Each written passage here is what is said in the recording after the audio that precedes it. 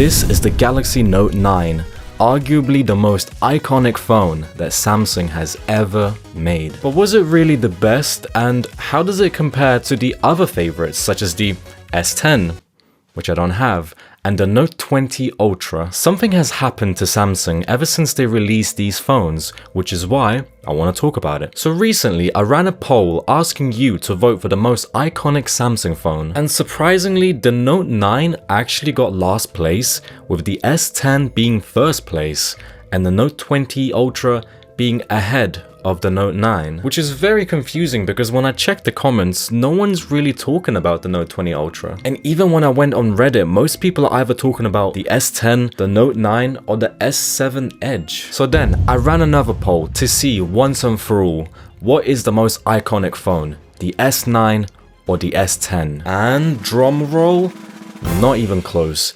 2,500 people voted, and 69% of them, nice, voted for the S10. So why am I holding the S9?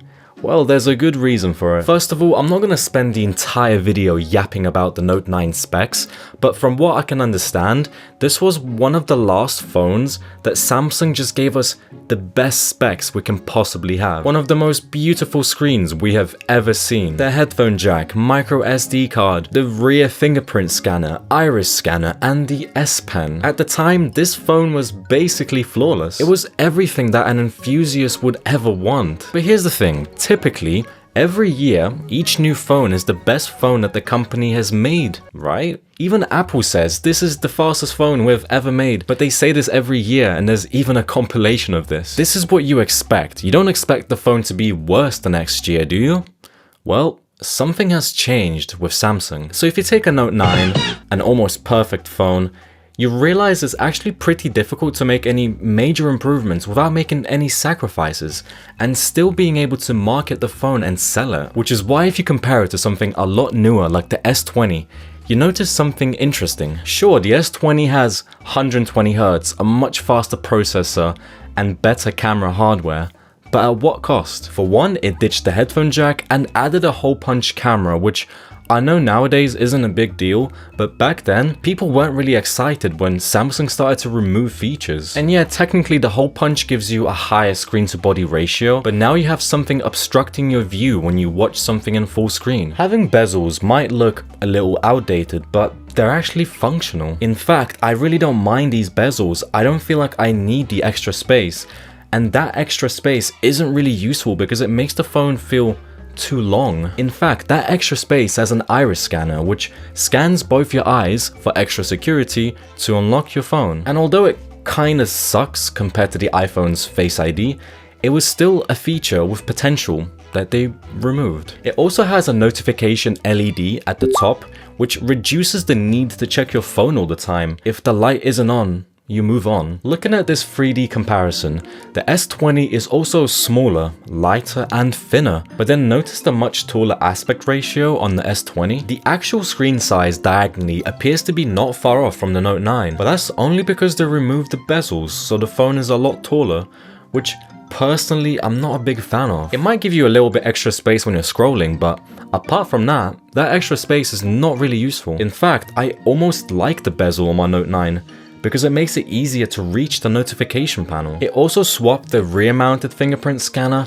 for the in-screen fingerprint scanner, which I don't know how to feel about. People online say that the rear-mounted fingerprint scanner is better because it's easier to reach and it's a more natural position, but in my experience, I kind of prefer the in-screen fingerprint scanner because I can unlock my phone when it's laying down on flat surfaces, but it seems like it's a very subjective thing, so let me know what you think. Now, after using the Note 9 for a couple days, I fell in love with it. When I picked it up for the first time, my first thought was, yes. The rounded off, slightly sharp edges, the pointy corners, the super grippy glass, it all just feels intentional. Holding this thing without a case just feels so natural. Now it makes my OnePlus 12 feel bad because this thing without a case is so slippery.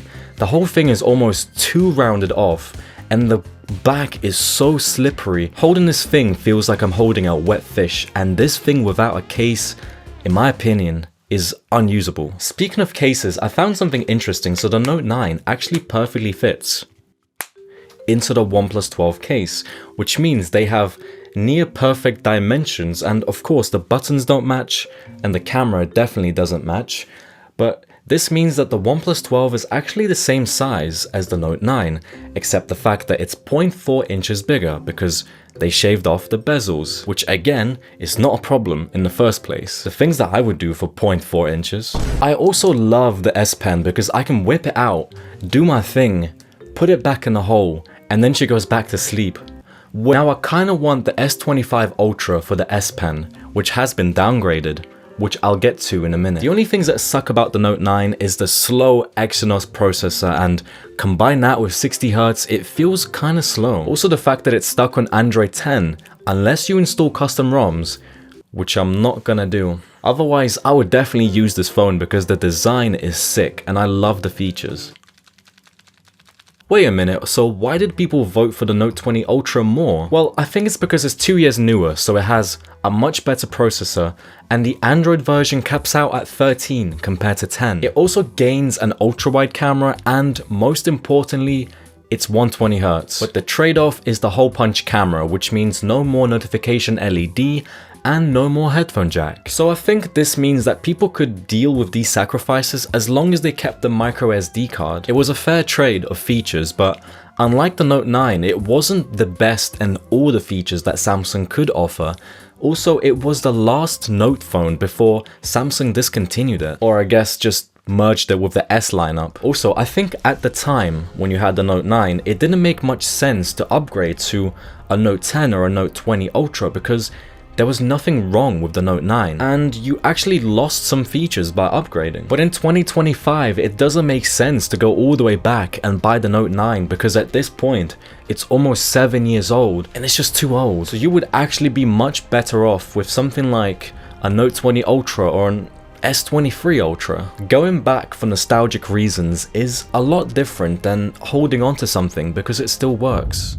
Why did people love the S10 so much? Well, it was a similar situation to the Note 20 Ultra because they had both the micro SD card and a headphone jack. So basically it was the Note 9 without the notification LED and without the S Pen. It was the last phone from the S lineup that had everything before they started removing features like the headphone jack on the S20 and the micro SD card on the S21, and the trend just continues. They discontinued the Note lineup after the Note 20 Ultra, which means people with the S21 Ultra were forced to buy these silly cases that carried the S Pen, only for them to bring back the S Pen on the S22 Ultra. And then for a couple of years, Samsung went pretty quiet, seemingly because there was nothing else to remove at this point, until the S25 Ultra. They removed the Bluetooth functionality from the Note Pen, which means you can't use it as a remote shutter anymore.